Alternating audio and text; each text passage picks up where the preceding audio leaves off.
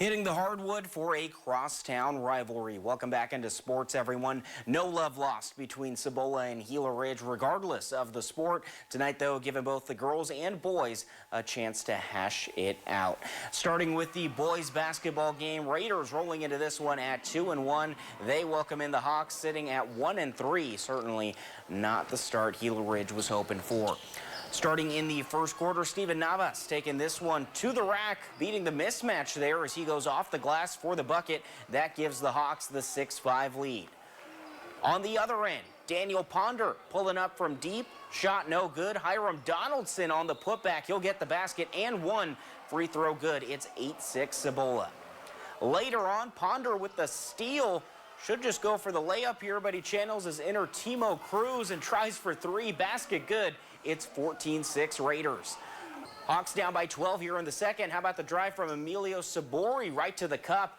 That bucket makes it a 10-point deficit now. 40 seconds left in the half.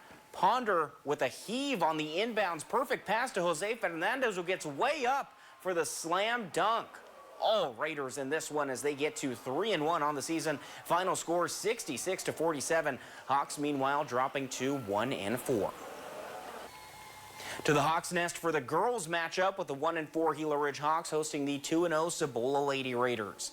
Early in the first quarter, Lexi Stebbs, a bounce pass inside to Mariana Vega, who finishes this one in the paint.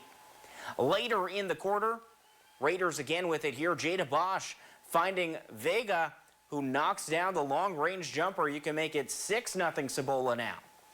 A couple possessions later, Ariana Hernandez up the floor. She moves it to Kayla McCarroll, who finishes off the bucket in transition to get Gila Ridge on the board. Final minute of the first, the Hawks try to inbound, but it's picked off. Aviana Salcedo and the senior making them pay, and the foul. Second quarter, Cibola up by 11. Caitlin Washington finding Ella Gettings down low, and Gettings puts it off the glass for two.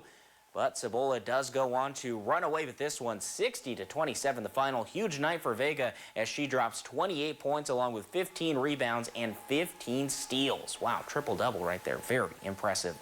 Moving on, the college football transfer portal officially opened today, and two former Yuma Catholic stars have entered their names in the portal. Jackson Jones announcing today that he will leave Oregon after one season where he played just one snap. Jones was a top 10 player in the state of Arizona for the class of 2024.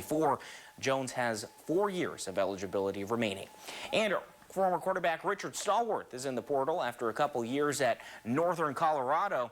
Stallworth is the all-time leading passer in the state of Arizona. He will also have 4 remaining years of eligibility.